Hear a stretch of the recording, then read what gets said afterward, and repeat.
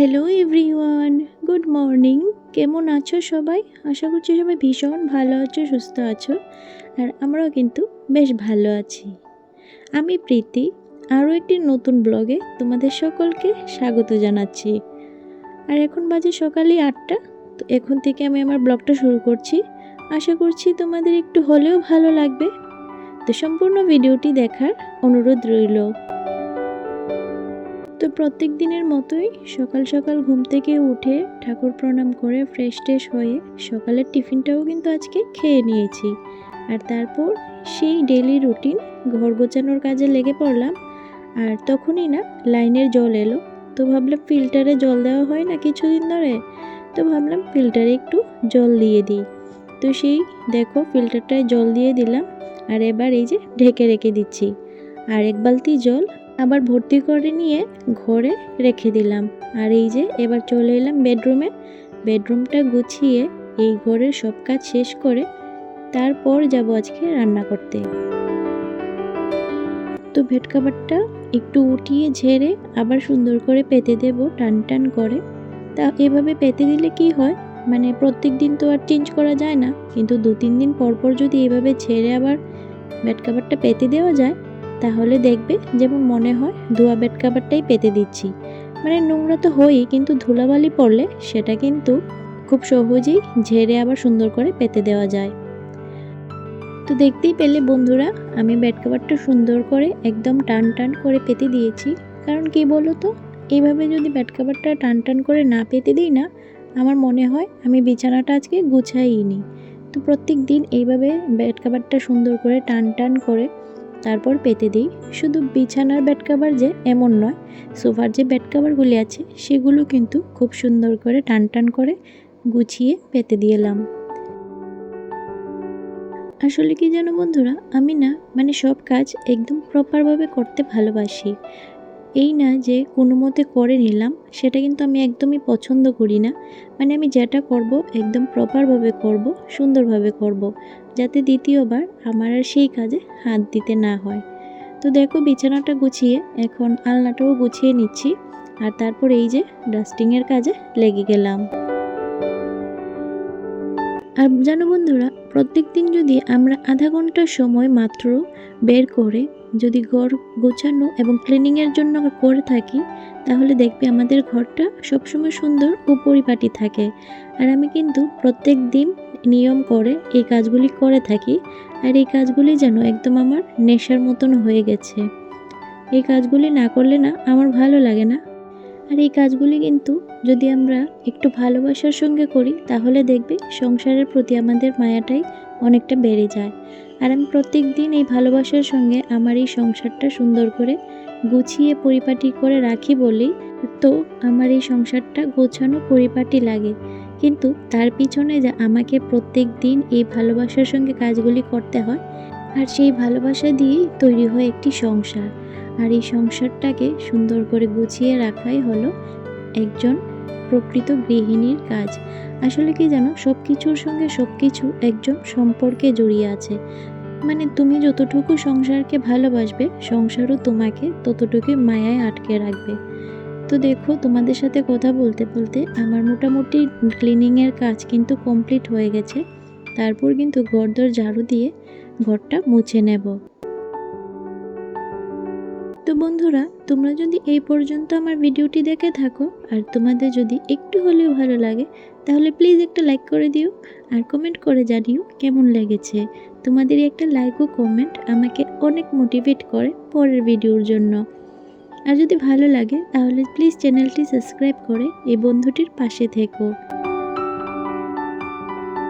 তো দেখো বন্ধুরা, তোমাদের সাথে কথা বলতে বলতে ক্লিনিংয়ের কাজ কিন্তু শেষ করে নিয়েছি। আর ঘরটাও কিন্তু মুছে নিয়েছিলাম। আর এবার এই যে ঘরটা একটু ঝটপট করে মুছে নিচ্ছি। কারণ কি বলো তো, ওই যে আবার রান্নাবান্না করতে হবে, রান্নাবান্না তো কিছুই করিনি। তো সেই জন্য না একটু তাড়াতাড়ি করছিলাম। আসলে কি জানো, আমার মনে হয় আমাদের প্রত্যেকের ঘরে সকালবেলা একটু এই যে এলোমেলো নোংরা হয়েই থাকে। কম বেশি সবার ঘরেই কিন্তু এমন হয়ে থাকে। আর যার ঘরে বাচ্চা আছে তাহলে তো কথাই নেই। আমরা যতই গুছিয়ে রাখার চেষ্টা করি না কেন, সকালবেলাটা কিন্তু ঘরদোর এমন এলোমেলো হয়েই থাকে। তো সেই জন্য চেষ্টা করি কি জানো, মানে সকাল সকাল যদি ঘরটা গোছানো যায় তাহলে কিন্তু দেখবে অর্ধেক কাজ কমে যায়, আর টেনশনটাও কিন্তু করতে হয় না রান্না করার সময়। কিন্তু সব দিন তো আর এক রুটিনে চলে না। তো যেদিন যেভাবে সুবিধা হয় সেইভাবে প্ল্যান করে নিয়ে কাজ শুরু করে দিই। তো দেখো, বেডরুম লিভিং রুম গুছিয়ে সব কাজ শেষ করে আজকে কিচেনে এলাম, আর এসে ভাতটাও কিন্তু বসিয়ে দিয়েছি। আর এবার এই যে সবজি কেটে নিচ্ছি, আর মাছটা না ফ্রিজ থেকে বের করে জল দিয়ে ভিজিয়ে রেখেছি বরফটা ছাড়ার জন্য। আর এবার এই যে ঝিঙ্গা আলু কেটে নিচ্ছি, এটা রান্না করব এই যে ইচা মাছ ছিল ঘরে সেটা দিয়ে। আর কি একটা মাছ এনেছে যেন আজকে, সেটা হলো লাটি না কি মাছ যেন, আমি ঠিক চিনি না। তো ওটা না খালি একটু ঝোল করব। তো চলো ঝটপট করে সব কিছু রেডি করে নিই। তো এবার সব কিছু কেটে কুটে রেডি করে নিয়েছি, আর এদিকে ওই যে টেবিলটাও একটু মুছে দিলাম, কারণ খাওয়া দাওয়া তো করবো, তারপর তরকারি রান্নাবান্না করে টেবিলেই রাখি। তো সেই জন্য ডাইনিং টেবিলটাও একটু ভালো করে মুছে দিলাম। আর এবার সবজিগুলি একটু ভাজতে দিয়ে দিয়েছি। আর দুইটা যেহেতু মাছ করব, তো সেই জন্য কি করছি, একসঙ্গেই সব মশলা করে নিচ্ছি। মানে দুটা মাছেই এই মশলাতেই রান্নাবান্না করব। আর কি হয়েছে জানো, আমার মিক্সার মেশিনের যে প্লাগ পয়েন্টটা সেটা না নষ্ট হয়ে গেছে, মানে কাজই করছে না। তো এখন অন্য একটা প্লাগে করে মানে কাজটা চালাই আর কি। তো সেই জন্য মিক্সার মেশিনটা ওইখানেই চেয়ারে রেখে দিই, কারণ ওই চেয়ারটা আমাদের লাগেই না, কারণ আমরা তো 3 জন। তো এই চেয়ারটা আমাদের ইউজই হয় না। তো দেখো মশলাটা করে নিয়েছি, আর এবার এই যে সবজিটাও ভালো করে ভাজা হয়ে গেছে। আর আজকে না একটু শর্টকাট করছি, মানে সবজিটা নামাবো না, ওই এরই মাঝখানে একটু জায়গাটা খালি করে নিয়েছি, আর এই যে ইসা মাছগুলি দিয়ে দিয়েছি। আর এখানে একটু লবণ আর হলুদ দিয়ে ভেজে নেব, আর তারপর একসঙ্গে সবগুলো মিশিয়ে নেব। তো অনেকটাই ঝটপট হয়ে যাবে আর কি। তো দেখো মাছগুলি ভেজে নিয়ে আলাদা করে তারপর এই যে একসঙ্গে করে মিশিয়ে নিয়েছি, তারপর একটু হালকা আবার ভেজে এবার এই যে নামিয়ে নিচ্ছি। আর এবার এই যে একটু কালো জিরা ফোড়ন দেব, আর একটু পেঁয়াজ দিয়ে তারপর একটু লাল করে ভেজে নিয়ে, আর ওইখান থেকে যে পেস্ট করেছিলাম অর্ধেকটা পেস্ট দিয়ে দিব। আর তারপর যা যা গুঁড়ো মশলা লাগে সব কিছু দিয়ে ভালো করে মশলাটা কষিয়ে তারপর আবার সবজিটা দিয়ে দেব, আর তারপর ঝোল দিয়ে দেব। আমি না রান্নাবান্না করার সময় মশলাটা ভালো করে কষাই, কারণ আমি মার থেকে শুনেছি রান্না করতে গেলে মশলাটা যত ভালো করে কষানো হয় রান্নার স্বাদটা কিন্তু ঠিক ততটাই বেড়ে যায়। তো আমি কিন্তু প্রত্যেকটি রান্নায় ভালো করে মশলাটা কষাই, আর না হলে কি হয় জানো, ওই যে মশলাটার একটা কাঁচো গন্ধ করে। তো সেই জন্য আমি ভালো করে সব রান্নারই মশলাটা ভালো করে একটু কষিয়ে নিই। আর এই যে এবার এই দেখো সবজিগুলি দিয়ে দিলাম, আর এবার সবজির সঙ্গে মশলাটা ভালো করে মিশিয়ে কিছুক্ষণ পর এই ঝোল দিয়ে দেব। আর এই রান্নাটা কিন্তু একটু ঝোল ঝোলেই করব।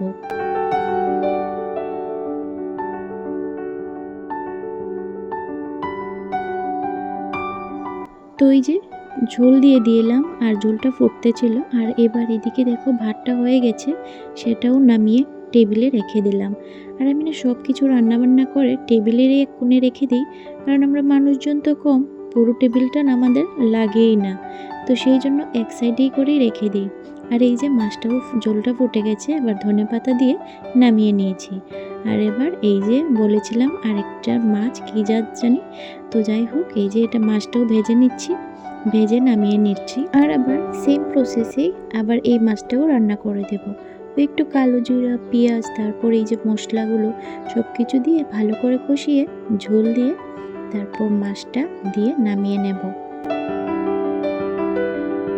আর এই মাছটা না খেতে খুবই ভালো, মানে কাটা ছাড়া বাচ্চাদের জন্য খেতে তো খুবই ভালো, আর খেতেও কিন্তু মাছটা খুব ভালোই, মানে এতটাও খারাপ নয়। তো দেখো ঝোলটা ফুটে গিয়েছে, আর এবার এই যে মাছটা দিয়ে দিলাম, আর এবার ধনেপাতা দিয়ে নামিয়ে নেব। আর দেখো কালারটা কি সুন্দর এসেছে, আর খেতেও কিন্তু সুন্দর হয়েছিল। তো এই যে এবার তরকারিটা বাটিতে তুলে নিলাম, আর এবার সুন্দর করে ঢেকে রেখে দেব। আর এই যে রান্নাবান্নার পরের যে কাজগুলি থাকে, মানে ওই গ্যাস মোছা তারপর বাসন ধোয়া, এগুলি চলো ঝটপট সেরে নেই, তারপর কিন্তু আবার রান্নাঘরটা মুছতে হবে। আর রান্নাটা করে না মাঝখানে কিন্তু আমার ছেলেকেও খাইয়ে দিয়েছি, কারণ ওর আবার আন্টির বাড়ি আছে, তো সেই জন্য। তো ওকে খাইয়ে দিয়ে এবার এই যে সবগুলি বাসন একসঙ্গে ধুয়ে নিচ্ছি। আর ফাঁকে ফাঁকে কিছু বাসন ধুয়েছিলাম, আর যেগুলি বাকি আছে সেগুলি এখন ধুয়ে নিচ্ছি। আর এবার দেখো বাসনগুলি একটু বলের মধ্যে রেখে দিচ্ছি উল্টিয়ে, যাতে জলটা ঝরে যায়। আর তারপর বেসিনটা একটু ভালো করে ঘষে মেজে পরিষ্কার করে দেব। আর এই যে বোলের মধ্যে বাসন রেখে মানে উল্টে রেখে জল ঝরার যে প্রসেসটা, সেটা কিন্তু আমি আগে করতাম না। মানে ওই ধুয়ে ডাইরেক্ট রেখে দিতাম। আর তারপর দেখছি কি জানো, মানে ওই জল পরে পরে মানে টাইলসটার মধ্যেই দাগ হয়ে গেছে। তো এখন থেকে এইভাবে বোলের মধ্যে রেখে দিই, জলটা ঝরে গেলে তারপর জায়গা মতো রাখি। তো বেসিনটাও ভালো করে পরিষ্কার করে নিয়েছি। আর এই যে এবার ঘরটা মুছে স্নান টান করবো। আর বন্ধুরা, তোমরা কে কোথায় দেখে আমার ভিডিওটি দেখছো প্লিজ কমেন্ট করে জানিও। আর তোমাদের কেমন লাগে সেটাও কমেন্ট করে কিন্তু জানিও। আর তোমাদের কাছে একটা রিকোয়েস্ট, প্লিজ চ্যানেলটি সাবস্ক্রাইব করে এই বন্ধুটিকে একটু সাপোর্ট করো, একটু সাহায্য করো, যাতে আমিও অনেক দূর এগিয়ে যেতে পারি বা ইউটিউব ফ্যামিলিতে একটা পরিবার করতে পারি। তারপর দেখো বিকাল হয়ে গেছে, আর এখন এই যে কাপড়গুলি ধুয়েছিলাম স্নান করার সময়, সেগুলি এখন তুলছি। আর আজকে দুপুরে খাওয়া দাওয়া করে একটু ঘুমিয়েছিলাম। আর এই যে এখন কাপড়গুলি তুলে নিয়ে ভাঁজ করে রেখে দেব। তো চলো আজকের ভিডিওটা এখানে শেষ করছি। ভালো লাগলে একটা লাইক করে দিও। টাটা।